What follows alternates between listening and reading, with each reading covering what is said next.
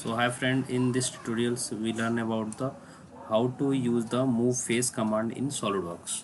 Okay, so you can two way you can search this command. First you need to go in a direct editing tools. So first you need to click on a direct editing tools. If your tool will not enable, so you can directly click on here. Okay, direct editing, and then your option will be enable. Okay, this is the move face command. Okay, so here the directly coming, if your ribbon will be not showing in these tools, you can directly enter here and then you can search here. Okay, so you got this tool. Okay, so first you will apply the translate. Okay, so if I am selecting this face of this cylinder, and then I'm putting this value some 60. Okay, otherwise you can directly here. So how much your dimension will be, x dimension you 46 mm, and then you can directly enter.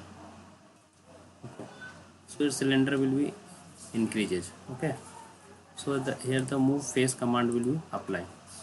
Okay, you can, otherwise you can directly change the dimension. Okay, 100.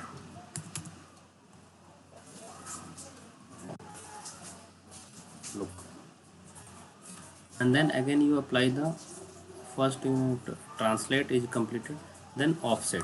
Okay, offset means how much you want to increase your length or area.